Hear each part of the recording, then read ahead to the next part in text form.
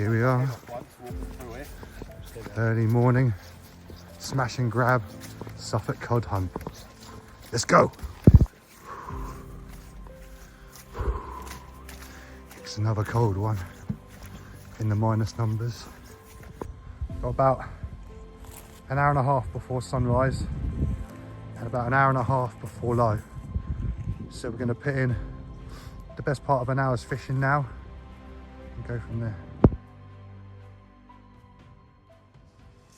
Good morning, people, and what a morning it is. So we're down here with Stevie and my son Ethan, and we're in for quite a long sesh. Earlier on I said smash and grab, but when I said smash and grab, we're going to give it a good 6 to 10 hour sesh, right? So we're now fishing the very end of the ebb, and then we'll fish it all the way up. And I'm looking forward to today.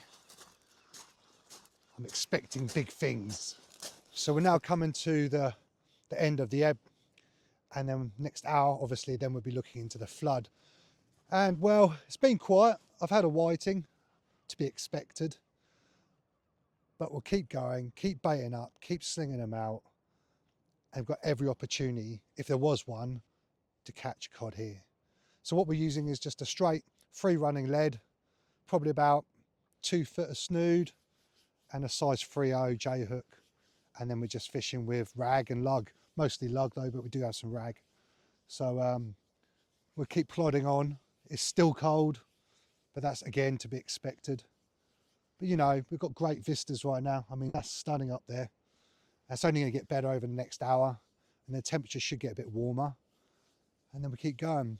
Like I say, like we've got Ethan, Stevie here. We're going to work 4 rods between us.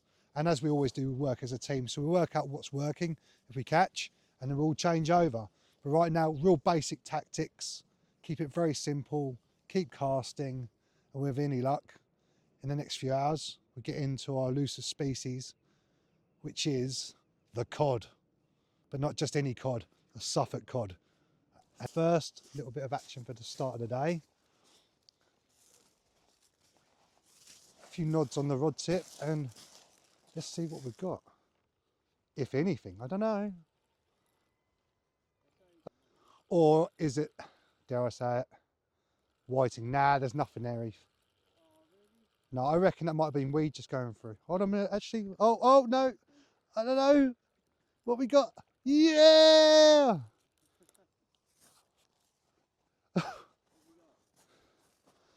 Not a bad size whiting, but look, we knew we was going to get whiting. So this is what we've got to get through with the chance of getting hold of a codling.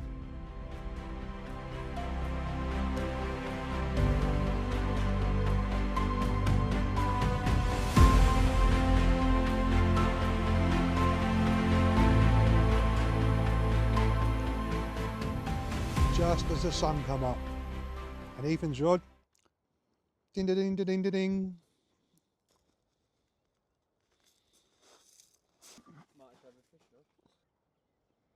And there you go, Ethan's into his first bass of the day. Well done, boy. Yeah, got me a bass. Not a cod though, is it? Well, the whiting are on the feed. Keep going through them though. Eventually we might find a cod. But I tell you what, look at this. Oh, it's going to be lovely. I've been looking forward to that sun coming up because I am freezing. Hopefully just get a bit of warmth from my body again. I know I say it a lot, but it's freaking beautiful out this way.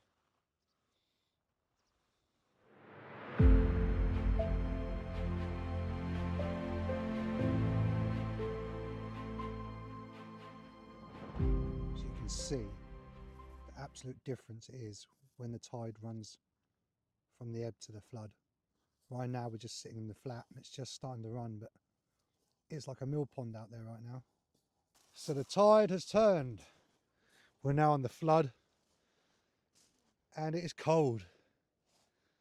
And you do have to be another kind of mad to do fishing this time of year. But no effort, no reward. But man, my feet are going to freeze off soon. It's gone a bit quiet. We've seen quite a few seals around here as well. But it looks like they're using the tide to their advantage to go right out to sea. We see 3 in the road just a minute ago, just going over there. So, and then we've got Stevie over there losing his marbles in his mind. But I think we all go a little bit mad when we're fishing this time of year. But you never know. We'll keep going. We've got 4 hours before we have to get off here, or we get actually flooded onto this spot, this mark, and that means we'll be stuck here for another 4 hours. Now, I'm not sure we really want that. We do have another option. What we could do is we could pack up and just move to a different mark just down there, which allows us to get off when we want to. But it all depends on what happens in the next few hours. But those who fish in Suffolk this time of year, all across the country, know it's a bit of a slog sometimes. So on the river, as the tide pulls quite hard, what we tend to do is we'll be casting over around this spot with the expectation that we want it all to end up in or around just around the flat spot here. So as I step back, you can see, I don't know if you can make out the lines, they do look quite tight, but they run right down and almost like they're going to be touching the beach. But yeah, we want to be over in that part there. Oh man, the cod hunt continues. So Ethan attempted in his ways to go across there, and obviously it didn't go well. He lost his wellies. So now we're going a little bit of a longer way round. We're going to clean them up when we get to the other side. Oh, Eve.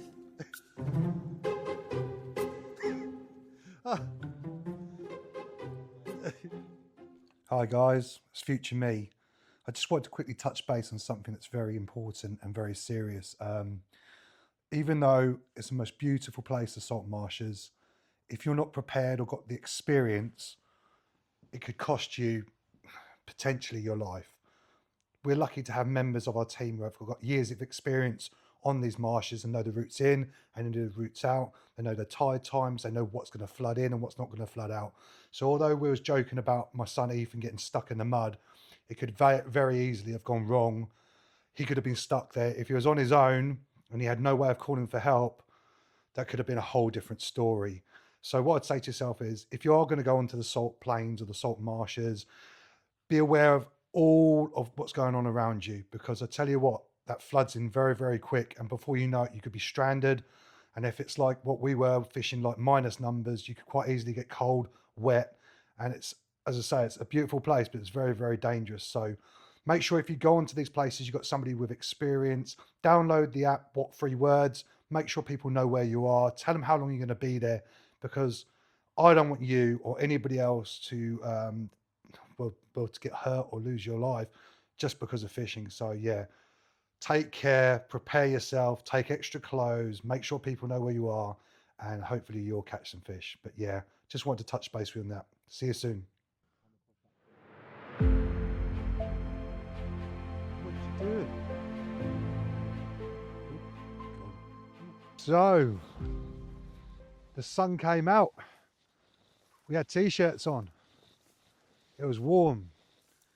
Then the sun went away and it got cold again. And now we're all wrapped up warm again. But the fishing has slowed right down since we've moved. Stevie's been non-stop sort of catching whiting every other cast. Ethan's nicking a few basslets out here and there. Because me, I'm just sticking with the worms. It's been very, very slow for me. However, what we have done is we made a slight change, and that's reduce our snoods down to about 1 foot in length rather than about 2.5 foot, on the basis that the tide is pulling really hard. So if we shorten our snooze down, hopefully it'll keep the bait on the bottom and might give us a better chance. But you won't be surprised to hear, guys, still no cod. Oh, you won't be surprised to hear that again, the Suffolk Cod has eluded us. Will it stop us? Of course not. We'll keep on going. We've still got some good couple of months left yet. Obviously we're now into almost mid-November, so we'll carry on. But for the time being, we're going to run away.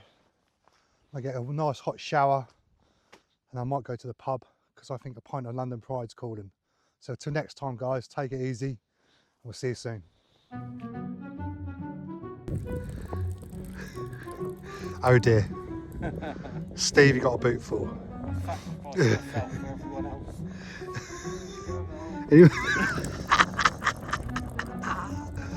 Oh, bless him. He guided us the way to get out. But along the way... Good boy.